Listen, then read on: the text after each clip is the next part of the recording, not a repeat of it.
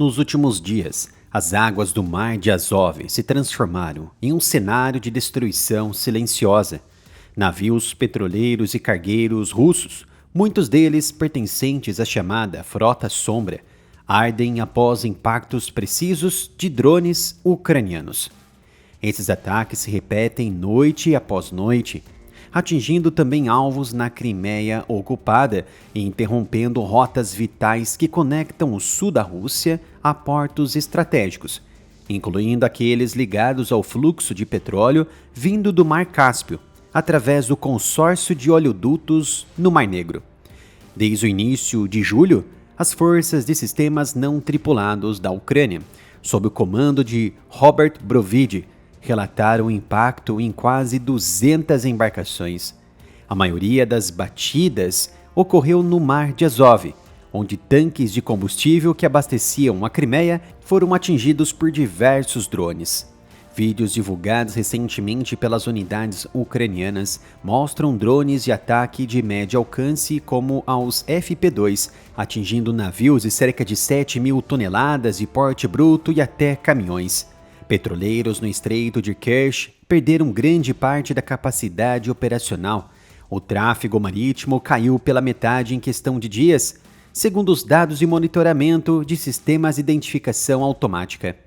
A Crimeia, já sob pressão por ataques a instalações energéticas, enfrenta escassez de combustível e energia. As rotas que sustentavam a logística militar russa no sul se estreitaram de forma acentuada. Essa campanha, conhecida como Operação Molochka, não se limita a causar danos materiais. Ela isola ainda mais a península anexada e eleva o custo da ocupação para Moscou. Cada petroleiro atingido representa combustível que não chega às tropas. Cada cargueiro interrompido significa menos reforços e suprimentos atravessando o Estreito de Kerch. A pressão se acumula sobre o aparato militar russo e, consequentemente, sobre Vladimir Putin. Quase 4 anos e meio depois do início da invasão em larga escala, as perdas diárias russas superam 1.000 homens, segundo as estimativas recentes. O recrutamento voluntário não acompanha esse ritmo.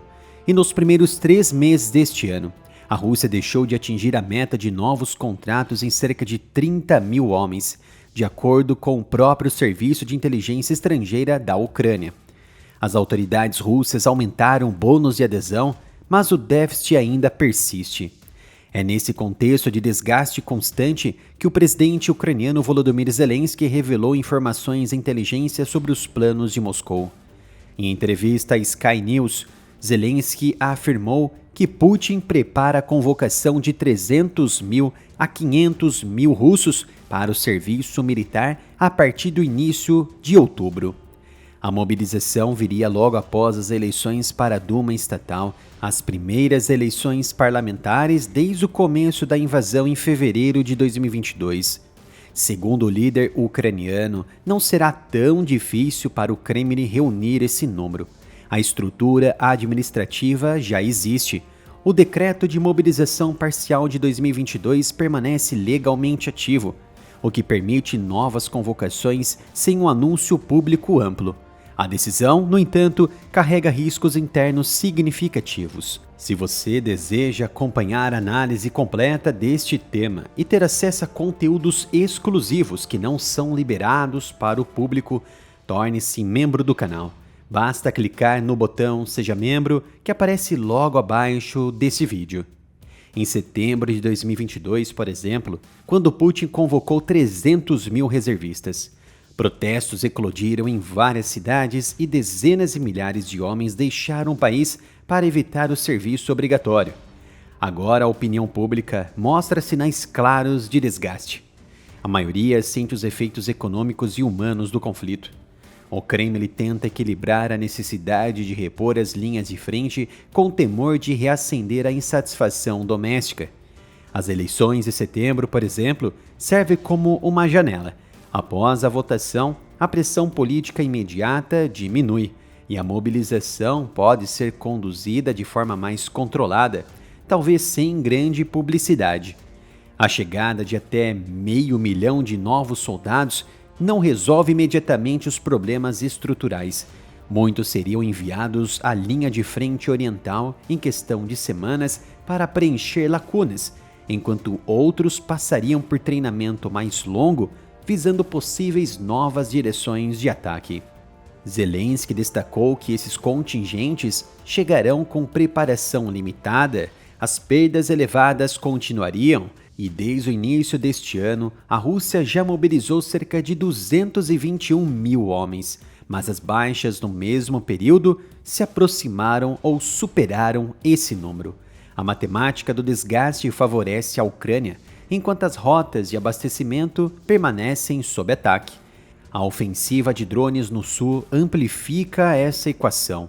Ao cortar o fluxo de combustível e isolando a Crimeia, as forças ucranianas forçam o comando russo a redistribuir recursos. Tropas e equipamentos que poderiam reforçar o leste precisariam proteger portos, ferrovias e oleodutos.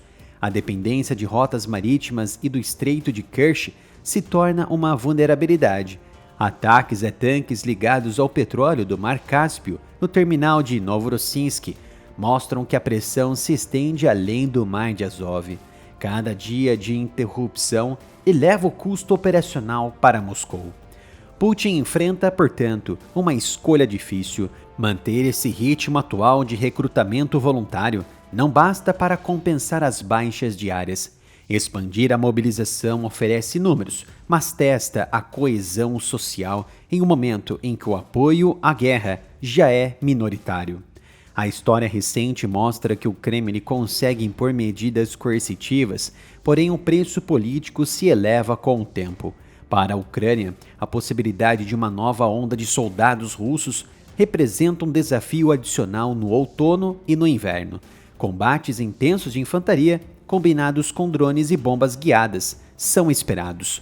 Em sua entrevista recente, Volodymyr Zelensky enfatizou a necessidade de pressionar a logística russa e de manter o fluxo de armamentos ocidentais para impedir assim que a mobilização da Rússia se traduza em vantagem operacional.